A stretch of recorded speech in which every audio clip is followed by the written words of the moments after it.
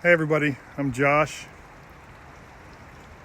Wanted to talk today a little bit about what it's like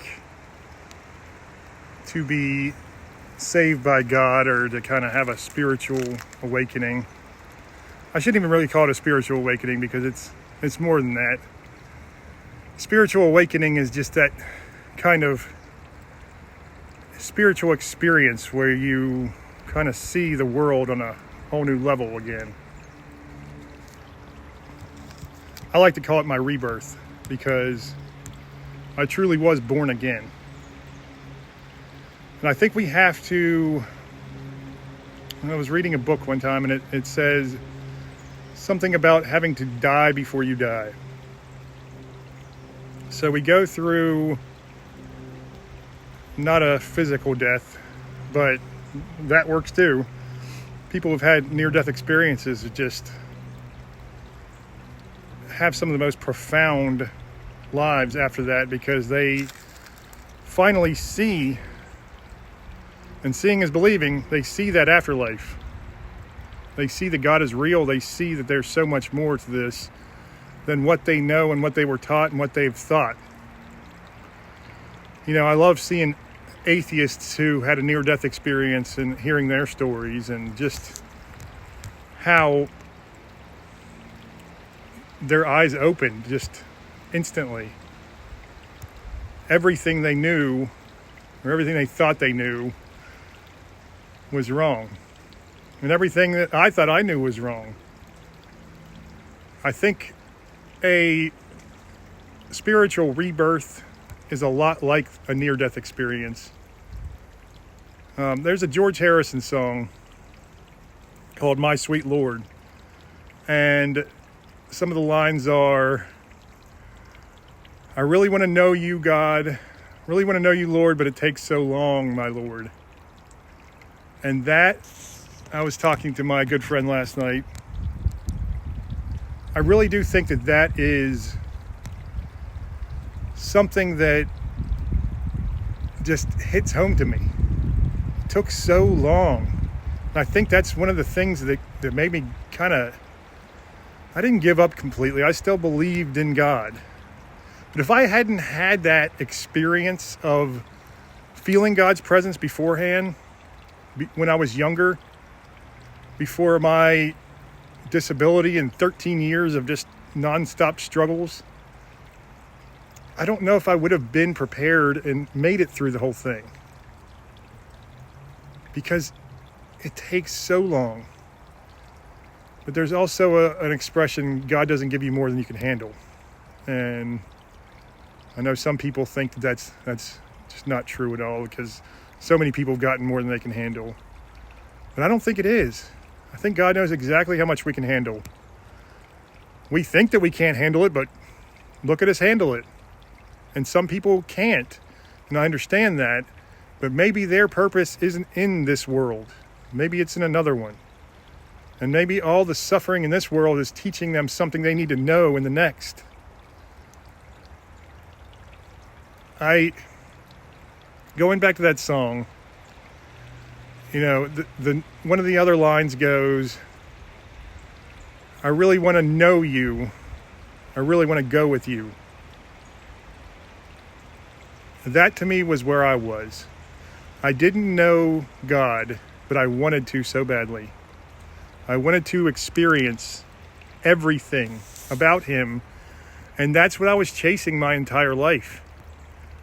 That's why I tried psychedelics in my, young adult days. That's why I just did so many things. And I just tried searching, but I just was searching in the absolute wrong ways.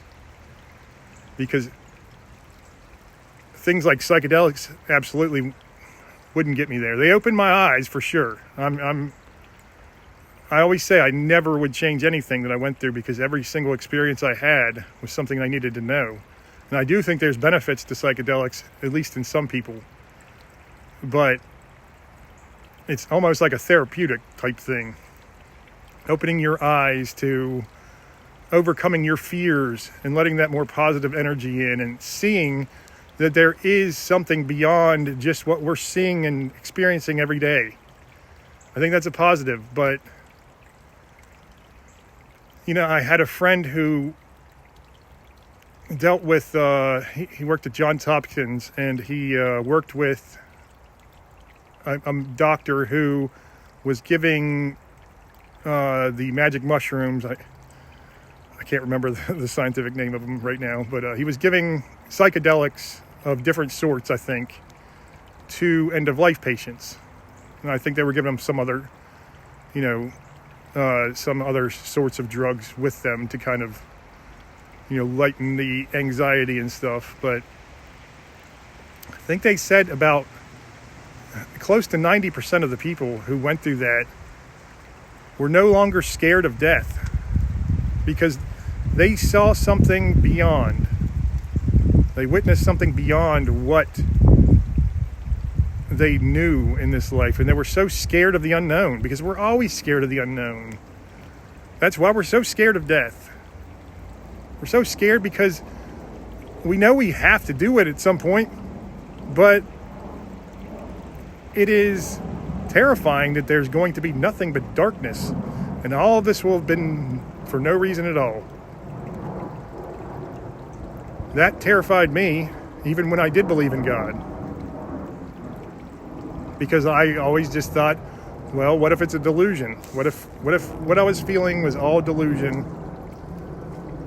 What if all the religions and everything are just don't know what the hell they're talking about?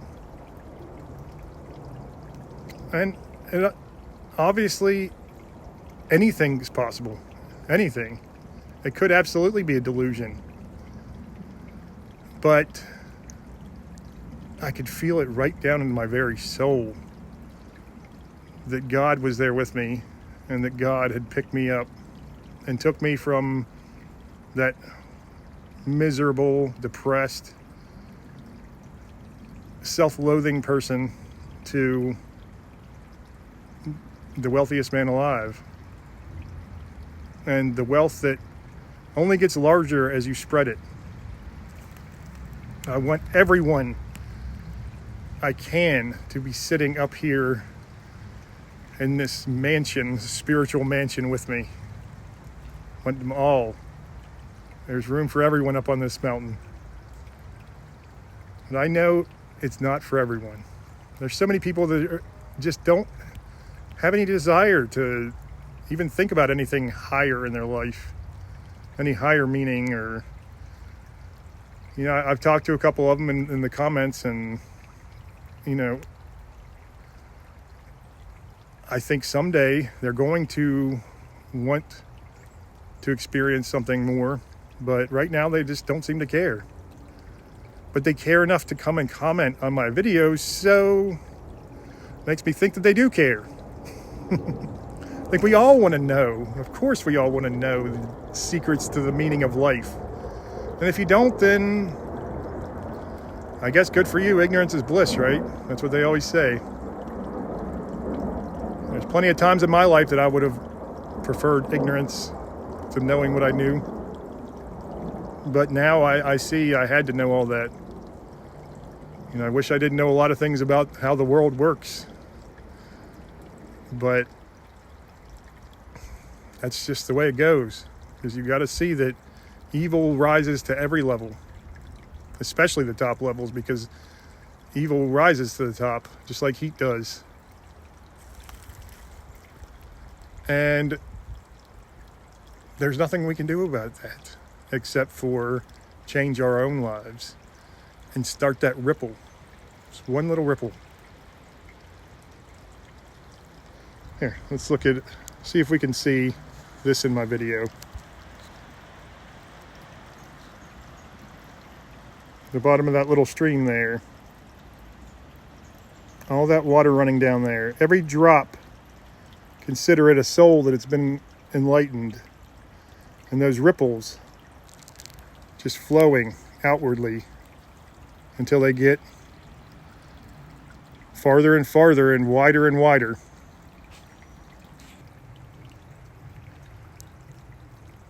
I really do think that we're either at one step of the process in the George Harrison song, My Sweet Lord, or either in the I really want to meet you, or I really want to know you. And the waiting game for that just seems like it goes on forever. Because when you are going through struggles, it feels like a moment lasts a lifetime, and it is just drags. It's kind of like when you said you were bored as a kid, and you were on a car ride or something, and it just felt like so long to get to wherever you were going.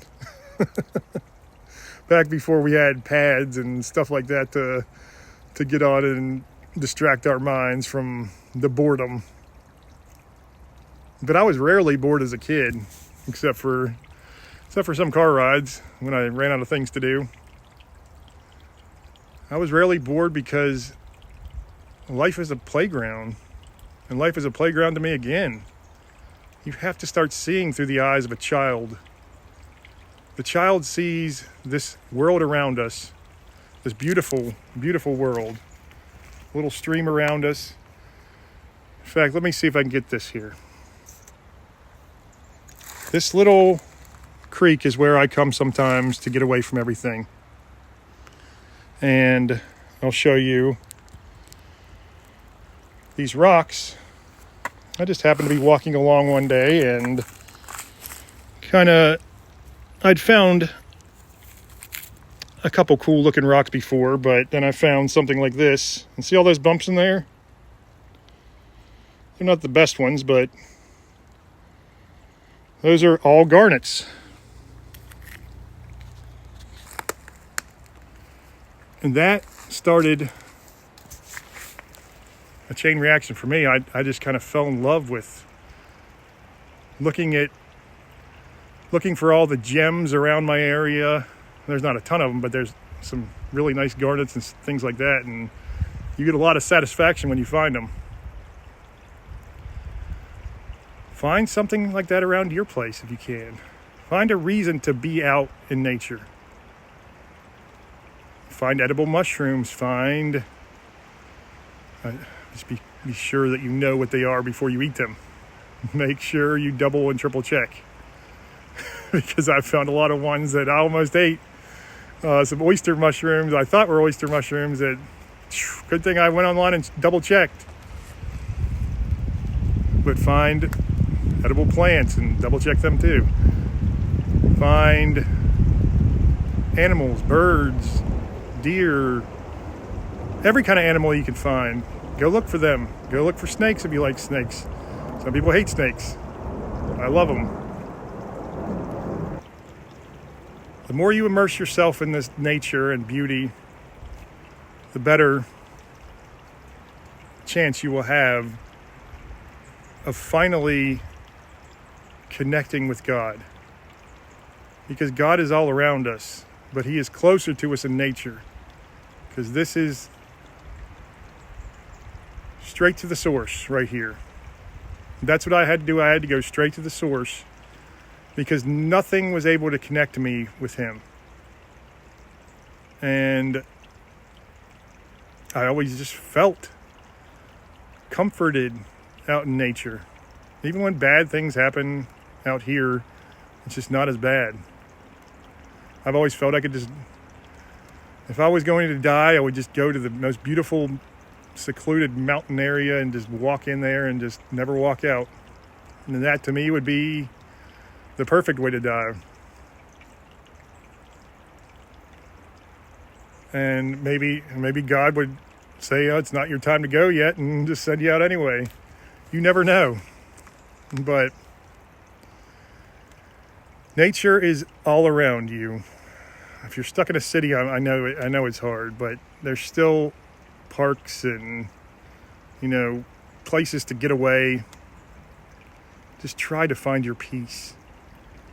Because we've all got such crazy struggles in our lives. And so many of us have these anxieties and this fear, and it just drags us so far down. And it's really just all of our own making. It really is.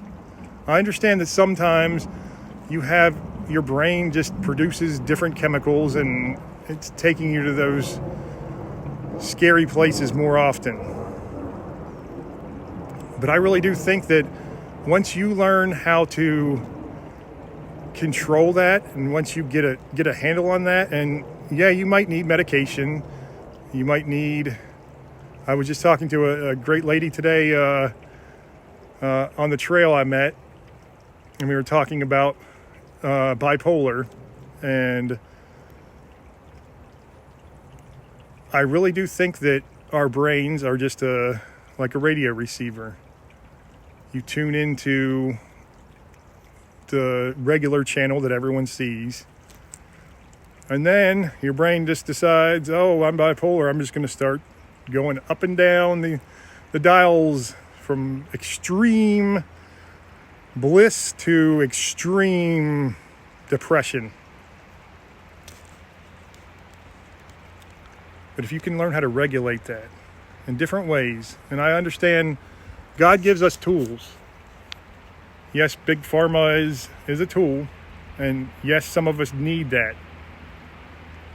But there really are things, I mentioned in another video, like cannabis, and exercise is number one to me.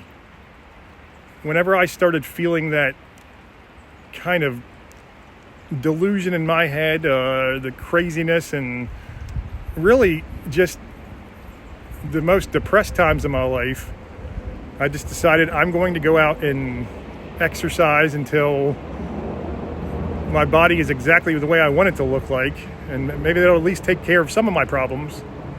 And really, it took care of most of my problems. I got to where I wanted to be, and really I got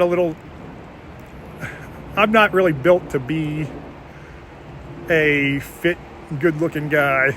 I'm just not. I'm more at ease being this ugly old fat guy with a bushy beard. The dad bod now. The dad bod plus a little extra. I'm more at ease with that for sure. Because my entire life, so I lost 130 pounds, I believe it was, when I was 20. And my entire teen life, I was, right around like 275, 285. And then after I got out of college, or after I did my fun year in college, my wasteful year in college, I just had gained so much weight. I was just not doing any exercise at all, and it was just awful. But then I just decided I need a girlfriend. I need to feel better about myself. I need all these things. So I went out and I just kept working and kept pushing myself until I was over 300 pounds at the time. I went from like 310 or 315 to, I think it was about 180. So I did a complete 180. And it was the best my mind has ever felt. It was like I was hyper-focused, like I was just had electricity running through my veins. It was amazing. But then I realized there's a bunch of other problems that come along with this. So girls never came after me for sure. It was very rare. And now girls were coming after me, and I didn't know how to let anybody down. I didn't want to be mean to anybody. I didn't want to hurt anybody's feelings. And I was all of a sudden having to hurt all kinds of girls' feelings because they all claimed to love me all of a sudden. They didn't love me before, but now it dawned on them that I'm just the perfect person for them. Yeah. Where were you when I needed you, when I was just so down on myself? Well, you know what? Not a lot of people want to go and be with somebody who, yeah, I was funny and I was a fun person to be around, but I just didn't love myself. I was always feeling self-conscious. I always just felt like just not unworthy. So I went from that to a complete 180. And I did not know how to handle it at all. And I stayed in pretty great shape for probably a good 3-4 years. Then I got a real job where I was working and driving around a lot. And then of course your job just sucks you into that. And eventually I just wasn't able to get to the gym as much. And I didn't get too out of shape, but I gained a lot of what I lost back. But by that time I was already married, so I already tricked her into marrying me. Can't take it back, right? No, but we were meant to be something, and when we become something we're not meant to be, that was my time of self-discovery, where I got to see what it's like to be a good-looking, fit person who everybody wants to be around, and who everybody wants to. A lot of girls want to date, and it just was not for me. I tell you what, it felt amazing though. But you got to find the balance between that. It's all about balance in life. And it is about self-discovery. You have to go through these things. You have to make the mistakes. You have to go through all the things all the different identities. Looking at, well, I won't bring that up, but yeah. So Moses in the Bible, I was watching something on some channel about Moses, and somebody was saying how Moses was an example of how we kind of have to go through all these different identities, and how it's okay to do that, and how it's kind of inevitable. And I do think that's true. I think that's absolutely true. We have to explore who we can be, who we want to be, and hopefully at a fairly young age, it's going to be probably middle ages at the least, we finally get to know ourselves. And when we know ourselves, and we can be comfortable in any situation, no matter what happens to us, that's when we start understanding our purpose. Because God will show us pretty clearly. It might be something that changes throughout your life too, but God will show us our purpose. Okay, I've gone on too long here. I'm going to go ahead and go. Maybe pick up a garnet on the way home. Garnet or 10. I love you all. God bless. We'll talk to you soon. Have a great weekend.